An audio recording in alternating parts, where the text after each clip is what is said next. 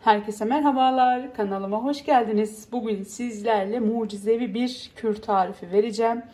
Geçmeyen öksürüğünüz, boğazınızda geçmeyen gıcık, balgam varsa bu tarifi mutlaka deneyin derim. Kendim bizzat denedim ve bir günde 2 günde hemen kurtuldum. Öksürüğü, balgamı bıçak gibi kesen bir tarif. Evet, bu tarifi de sizlerle paylaşmadan yapamadım arkadaşlar. Çünkü kendim faydasını gördüğüm için herkes faydalansın istiyorum. Evet, gördüğünüz gibi bu bir turp arkadaşlar. Kara turp deriz buna, bir siyah turp. İlla ki siyah turp olacak arkadaşlar. Öbür turplardan olmaz. Bir de balımız var. Bu şekilde saf bir balımız var. Bu ikisiyle mucizevi bir balgam sökücü, öksürük giderici ilaç yapacağız. Evet, ilacımızı nasıl yapıyoruz? Hemen şöyle bir kenara kaldırıyorum. Turpumuzu bu şekilde kökü aşağıda kalacak şekilde şuradan yuvarlak bir şekilde keseceğiz. Fakat kesmeden önce bir güzel yıkayacağız. Evet, bir güzel yıkadım. Şu alt kısımdaki kötü yerinde aldım. Bunun sebebini ilerleyen dakikalarda söyleyeceğim arkadaşlar. Hemen şöyle kapak olacak şekilde turpumuzu kesiyoruz. Evet, bu şekilde bu bizim kapağımız olacak arkadaşlar. Şimdi turpumuzun iç kısmını oyacağız. Bu şekilde tas gibi yapacağız arkadaşlar. Ben kolay oyabilmek için şöyle bir meyve bıçağı kullandım. Sizler nasıl kolay oyarsanız o şekilde bir bıçak kullanın. Bu şekilde içindeki gördüğünüz gibi oyulmaya başladı. Bir kaşıkla da oyacağım arkadaşlar. Fakat önce biraz bu şekilde yer açacağım kendime.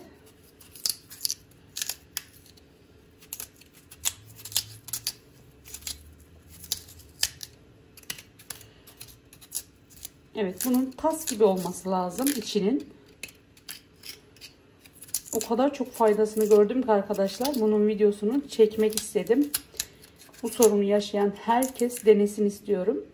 Kara turp marketlerde, manavlarda, pazarlarınızda, semt pazarlarınızda mutlaka bulabileceğiniz bir ürün.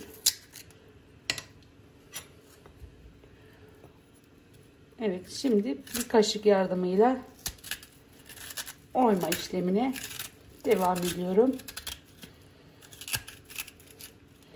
İnanın mucizevi bir karışım, mucizevi bir tarif. Herkes denesin.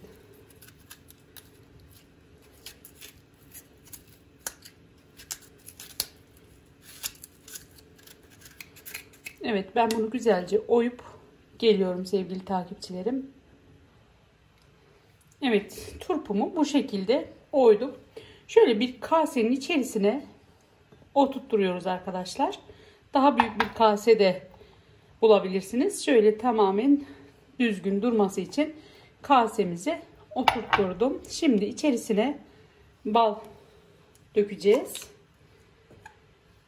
Bu şekilde içerisine balla dolduruyoruz.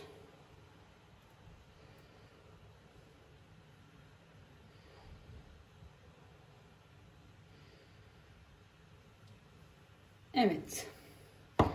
Balımızı koyduktan sonra kapağımızı kapatıyoruz ve bir gün bekletiyoruz arkadaşlar. Bir gün bekledikten sonra ben daha önce yapmış olduğum karışımım var arkadaşlar. Bunu eşim için hazırladım. Bunu kendim için hazırlamıştım. Kendim faydasını gördüğüm için bunu da şu an eşim için hazırladım. Evet, şöyle göstereyim. Dışını neden yıkadık arkadaşlar? Çünkü dışına taşıyor bu arkadaşlar. Bal sulandıkça şu göstereyim.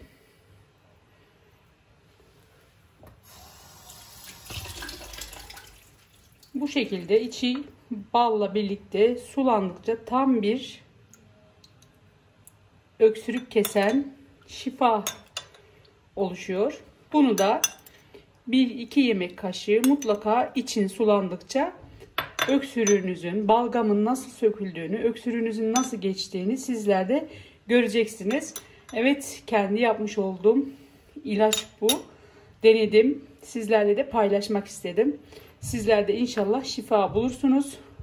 Doğal yönden, o kadar ilaç kullanıp da geçirmeyen öksürüğü doğal yoldan hemen bu şekilde geçirdik arkadaşlar. İnşallah sizler de sağlığınıza kavuşursunuz. Evet, bugünlük de videomuz bu olsun istedim. Yeni videolarımızda tekrar görüşmek üzere. Sağlıklı, mutlu, huzurlu günler dilerim arkadaşlar. Hoşça kalın.